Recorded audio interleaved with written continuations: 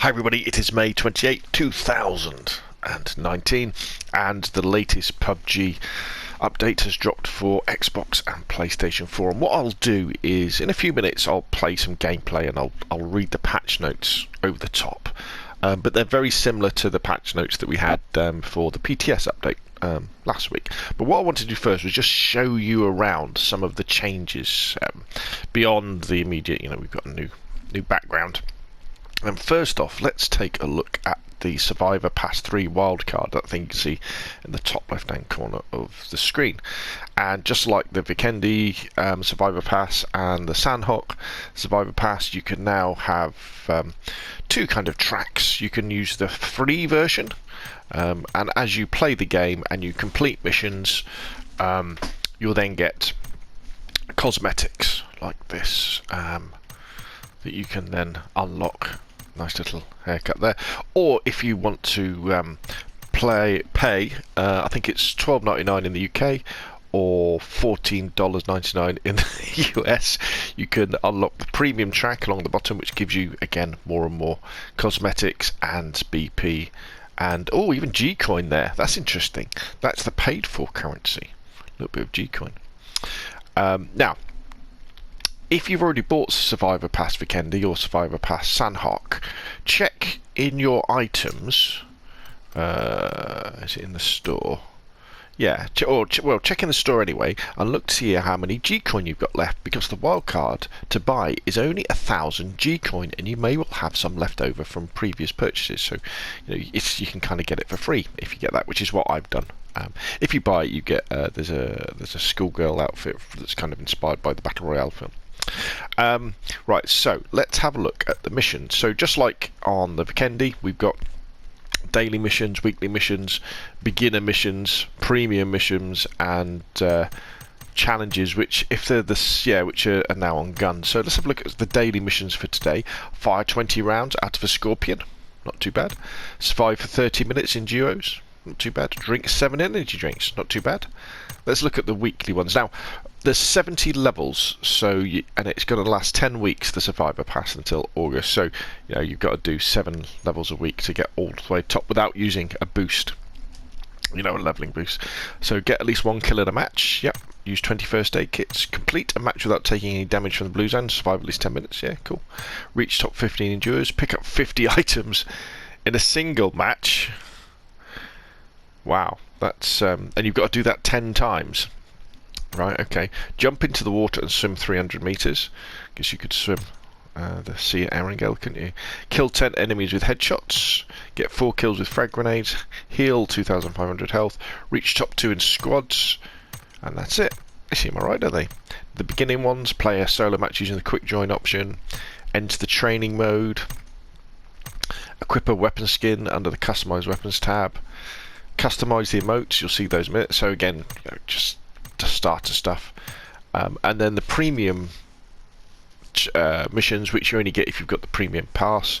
Complete a match without using any healing boost items and reach the top 15, and then you unlock various ones again, and you can see all the cosmetics. Now these are the different ones.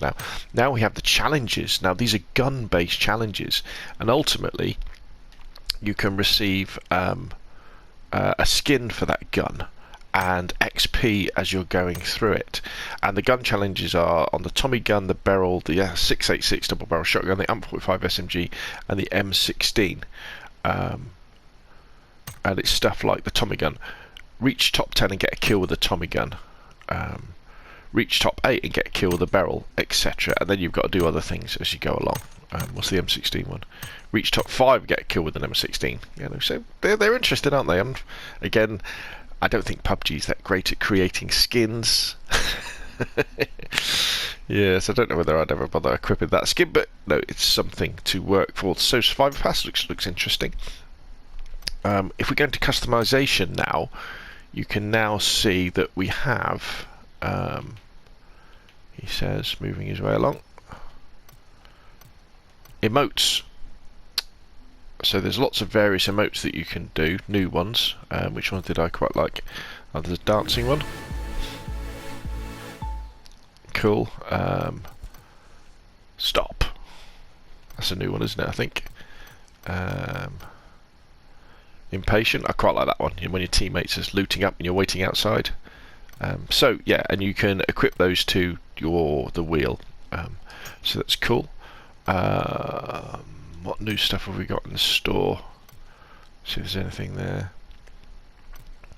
There's your boosts.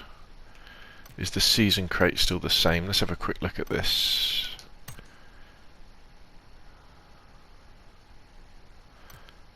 Yeah, the season crate is still the same. Still got all this stuff's all the same. Flight attendant. Police shirt. God, this is loading incredibly slowly, isn't it?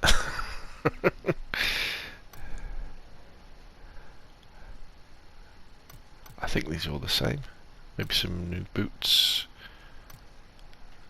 Is there any new costumes?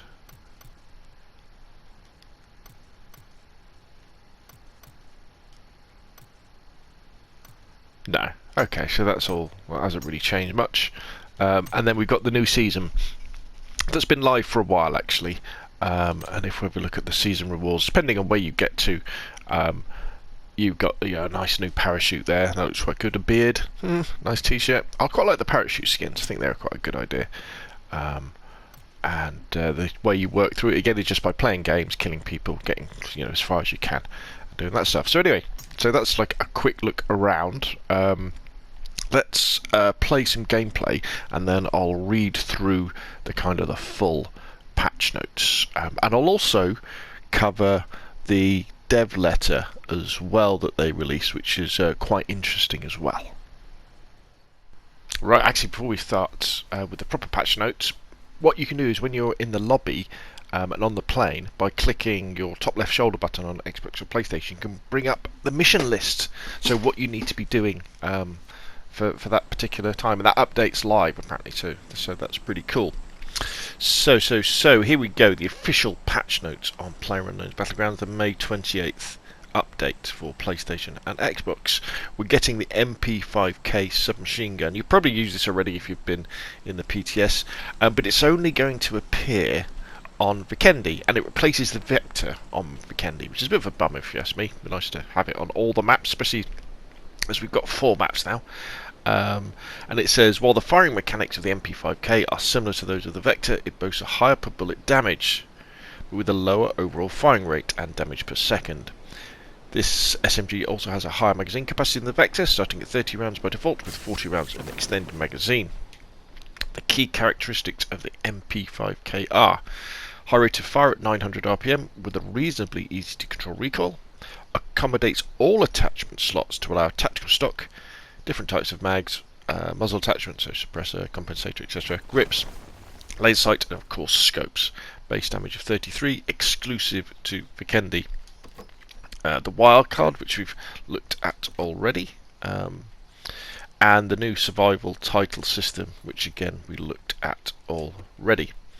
Gameplay. Now these are the sort of the meat and potatoes. Now this gameplay actually that you're watching in the background, as you probably saw when I dived in on top of Yasnaya Polyana, that's what it's called, isn't it? I think. As you can see, it all loaded in nice and fast. Seemed to be cool when I went into the building. Everything seemed to be there. I will do some other videos using my Xbox, because this gameplay is from my PlayStation 4 with a solid state drive. That's what the PUBG is installed on, so it loads really quick anyway. Throughout playing the game, it did seem a little bit smoother. But what I also want to say, there's nothing particularly special about this gameplay. I do manage to get into the top 5, but more through luck than judgment, and I kill one guy with a new Vector, actually the 9mm Vector, and then I get shot in the back. So there's nothing special. It's purely a technical exercise in driving around as fast as I can, just to kind of show you. But you'll get that when you go into the game. The overall impression from the PTS, where we've been running this patch already, is that loading seems much better. But I will do dedicated tests on the Xbox, maybe on the PlayStation 2, especially on the Xbox, on Miramar, like diving straight into Picado and places like that, and Los Leones. Because the problem that was happening on the PTS was, although the buildings were loading in very fast, which was great, sometimes the interiors hadn't loaded when you got in, and that's what we're really after, isn't it? So we don't have to rely on these SSDs. But anyway, back to the show notes, back to the patch notes. Sorry, gameplay weapon balance M16.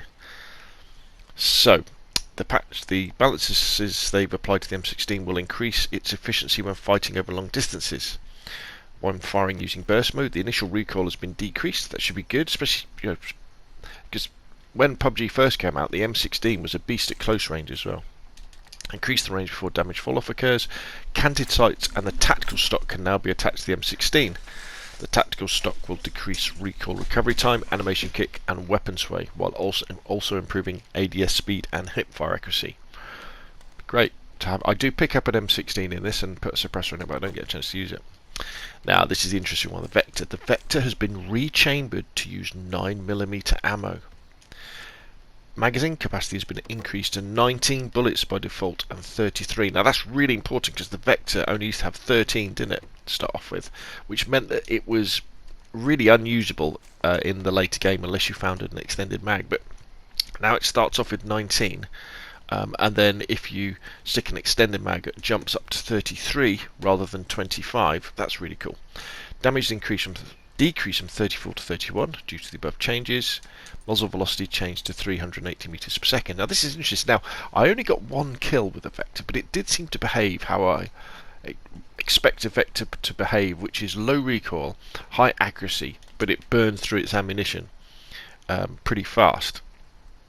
So it seems what they're saying is the fire rate is going to be the same, and the muzzle velocity has got faster, but the damage has decreased slightly. So at 31 to 34, so you're talking a fraction of a second, but hopefully it'll stay that accurate beast. The catch always with the Vector was it kills people incredibly quickly. It's a laser beam, but you have to be on target. If you're doing the old dance of death where you've got you and another bloke dancing around a rock trying to kill each other, the disadvantage with the Vector was always that you'd run out of bullets. Whereas if you had an AR or an SMG with an extended mag on, they could just keep hip firing where you would run out. So it's going to be interesting actually. And with that increased muzzle velocity, it should mean it's better, more accurate at range. Now the UMP, on the other hand, has been rechambered to use 45 ACP, automatic cold pistol ammo. Now it's called the UMP 45. And the magazine capacity has been adjusted down to 25 bullets as standard and 35 with an extended mag. Gunshot sounds have been changed to be more realistic. Muzzle velocity changed to 300 meters per second. So this does, on the face of it, seem like a real kind of nerf to the UMP, because it's got less bullets and the bullets travel slower. They don't mention the damage that it gives out, but I would guess the 45 ACP does more damage. So it's got slower travelling bullets, but does more damage. And the rest of it really depends on the fire rate. I guess the fire rate is the same that it used to be, but we'll have to give it a go. I think I only got 1 or 2 kills with the UMP 45 on the PTS, and I wasn't that impressed, to be honest. The mutants, you can now put the tactical stock on the mutants, which should make it better. I'm going to be honest here, I never use the mutant. I mean, I pick it up early game sometimes and use it, but I just don't use it. I guess it's the 7.62 version of the M16, but I'd rather have an M16. Here's a big one: attachments balance modification. When equipped to pistol, the size of the sight reduced to fit more appropriately. SMG and pistol attachments, this is the big one, have been combined and can now be used on both weapon types. Bullet loops for shotguns, Win94 and Kar 98K have been combined into one item called ammo loops. Hollow sights can now be attached to pistols. So now that means that, pistol extended mags now fit SMGs, and SMG extended mags fit pistols. Really good, because that's going to help us, as you see later, with the loot balance in the game. Hit area damage multiplier changes. Increase SMG limb shot damage from 120% to 125%. Increase sniper body shot damage from 110% of base damage to 130%. Decrease the base damage of the AWM from 120 to 105. Please check the dev letter, which I'll go into after I've been through these notes. Gameplay balance again. Decrease the overall aim punch, which is aim sway, applied when being shot by an enemy.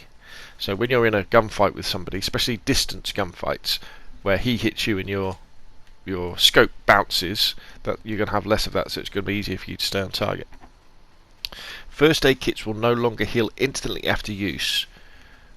Timer, and will restore health over a 2-second period. So you'll use them, and then slowly your health will go up. Your health will go up over 2 seconds. Vehicles now block players from receiving grenade damage with a similar mechanism used for other objects. Although depending on grenade position and trajectory, damage can still be dealt to players behind vehicles. Item spawn balance modification. Erangel loot changes. The overall item spawn rates at Erangel have been increased. Additionally, we have increased the spawn rate of some major weapon classes. Increased the spawn rate of assault rifles by 12%. DMRs, so Mini 14, SKS, SLR, etc., 16%. And SMGs by 14%. Sniper rifles and handguns received a slight spawn rate increase. So, yeah, that's got to be good news, isn't it? Because a lot of the time, I mean, even in this clip, actually, when I was going through the flats, they were still terrible. You should never go to those flats. I only did it just to see what the rendering would be like. But hopefully it means that when you hit places, you will be able to come out with a couple of ARs and decent weapons, where often I found if you dropped hot on Erangel, unless you went to one of the big towns, if you dropped hot to one of the little places outside the flight path where there'd be other people, there was always a danger that you would come out maybe with one AR, but you would have used lots of your ammunition fighting the other person. Due to item changes this patch, including merging some attachments together, there is naturally a gap left in spawns which needs to be filled with other items. Because of this, we have increased the spawn rate of other items evenly. This will also result in a small increase in spawns of high priority items such as ARs, meds, etc. This means that the overall loot for other maps has also increased slightly, although no changes have been made to individual item spawn ratios on other maps. So what they're saying there is, because we combined SMG attachments with pistol attachments, you know, you've got all these spawn gaps for other stuff, so there are going to be more ARs, there are going to be more meds, there are going to be other types of attachments on the other maps. They've added a new crosshair to the canted sight, so you can tell when you're tipped over. And we now have these new movement rustling sounds. When it comes to weapons, separate rustle sounds now play when equipping weapons in your hands via holstering on your backpack. Identical rustling sound will be played regardless of weapon type. Sidearms, melee weapons and throwables do not make rustling sounds. So when you equip a weapon there'll be one sound, and when you holster it there'll be another.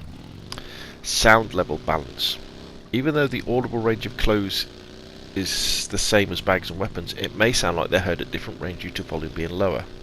The faster you move, the louder the noise, which can be heard from further away. Good. Rustling sounds of backpacks weapons are all identical in both volume and audible distance. Audible distance and volume of the rustling sounds changes dynamically based on the character's movement speed. The audible range and volume of the rustling sound is lower than footsteps. Okay, so what they're saying there is if you're moving faster, this rustling from your clothes and you're moving your weapons around will be louder. If you're moving slower, it'll be quieter. If someone's further away, it'll be quieter. If they're closer, it'll be louder. Lobby background changed. Yep. System menu changed. We looked at emote customization, which is cool. Performance. Optimized level streaming and improved the loading speed of proximate buildings by 30 to 40%. This is massive. And then they go on to say that the material data structure has been optimized. Streaming priority has been optimized based on the prediction of the player's movement direction. Loading speed of internal objects in buildings has been optimized. Level LOD data has been optimized. So hopefully what you'll see, especially if you're using Xbox or a PlayStation with an ordinary hard drive in it, you shouldn't see as many Jenny mold buildings, and you shouldn't have the problems, fingers crossed, on Vikendi, where you would be driving along and then buildings and things just wouldn't be loaded in if you were going too fast, or bridges wouldn't be loaded in and you'd crash into the water. Then there is a load of bug fixes. I won't go into them. If you want to, I'll leave a link to the patch notes in the description below the YouTube video. But what we will do now is we'll jump to the dev letter, because this is really, really interesting. This. Hi everyone. First, we would like to thank everyone who jumped on the PTS. Your feedback is extremely important to us, and we appreciate all the reports and suggestions. Excuse me while I take a drink. As with our last post, we'd like to explain more about our rendering improvements and share a little of what is coming in the future. And then they go on to explain how they've increased the speed at which stuff renders approximately 40% quicker, and they did some testing of that as well by driving at the castle in Vikendi, you know, whether the bridge would load in and whether the castle and its interior would load in. They did this going at 150 kilometers an hour on a motorbike, so good stuff. They don't say definitively whether it actually all did load in though. They're just saying, yeah, it loaded in faster, but did it all load in? So it might have loaded in faster, but it still didn't all load in when you wanted it to. So actually they kind of do. They say before optimization, the bridge loaded in about 34 meters after touching the bridge. After optimization, the bridge loads in 94 meters before touching the bridge. So I think what they're saying there is before the optimization you would have fallen through the bridge, where afterwards you didn't. They applied a hotfix to the PTS to improve rendering speed of buildings, objects, tables, cupboards and sofas on load much faster than before. And we're working on optimizations to parachuting. After these improvements are in place, there will be fewer instances of movement hitching while parachuting, providing you with an overall smoother parachuting experience. Okay. And then they talk about some balance changes that they applied to the PTS. And this is the first one is mainly when we first got the PTS, actually all the way through the PTS, the sniper rifle damage multiplier was 150%, which meant that with the AWM you could one-shot someone, kill them with a shot to the chest if they were wearing a level 2 helmet, which was just, yeah, that's too much. So they've rolled it back to 130%, which we said in the patch notes earlier. And then what they say is that the Erangel loot rebalance that they applied to the PTS and to today's update wasn't enough, and they're gonna add some more loot into Erangel as well. And then this is the really magic stuff now, is they talk about some really interesting console quality of life improvements. They're gonna add later on in the year controller preset C. And what this will be is when you aim down, you know, when you aim down sight, you want to lean out. You have to click in the right stick or the left stick, depending on which way you want to go, and then click it to change it. Excuse me. What they're saying is that isn't always optimal because they're what you're aiming with. Yeah, I can see, because you have to click, then aim, then click. You can't kind of aim and click at the same time, or you can, but it's very difficult. The clicking tends to throw off your aim. So what they're going to do is they're going to give the option to change leaning to your shoulder buttons. So you'll be able to aim and lean at exactly the same time. It'd be interesting to look at that when it happens. We've all been playing PUBG for so long now that I don't know how we'll handle a change like that. But it will give you an advantage in those medium range scoped battles, you know, where you lean fire, that sort of stuff. Auto equip attachment. So later on in the summer they want to have this as well, just like the mobile version. That would be really cool. So when you run into a building and you've got a vector like I have here, and there's a vertical grip, dunk, it will put it up, pick it up and put it on your gun automatically. If there's a scope, they'll pick it up and put it on your gun automatically, which is really cool. Yeah, and that'll be excellent because you'll be able to run around and your guns will be equipped with stuff, which is really good. And then they also go on to say that they want to work on the order that loot is in, or they want the loot to be better organised, I guess. This is something that the community has requested for a long time. We're currently working on improving the loot order, and although it won't be ready for the July update, we're working to have it ready for an update in the near future. We're working extremely hard to ensure that with each update we bring improvements to PUBG on console. While we're developing console quality of life improvements, be sure to send us your feedback and suggestions of what you'd like to see. We're listening and we'd love to hear from you. Yeah, great. So that's a very positive developer letter that's promising some very interesting developments for PUBG, isn't it? Anything that makes the game easier and faster to play, you know, we welcome it. And I quite like the explanation of the rendering process, but you know, let's see. So overall, this promises to be a very impressive patch. You know, this perhaps could be the point where PUBG really does mature into a game that runs reasonably well on the base consoles, on the Xbox One S, the Xbox One OG, and the PlayStation, with normal hard drives. And if you've got a solid state drive like I have on my PlayStation here, it will run even smoother. Anyway, what I'll do now is I'll just let the gameplay play. By all means, just stop the video now, because there's nothing special about any of this gameplay. I don't get into any gunfights until right at the end, and then the gunfight lasts about 5 seconds. But I'll leave it on there if you want to watch it. And if you've got any questions or comments, put them down below. If you enjoy the video, hit like. If you want to support the channel, check out Patreon. And well, I'll see you again soon.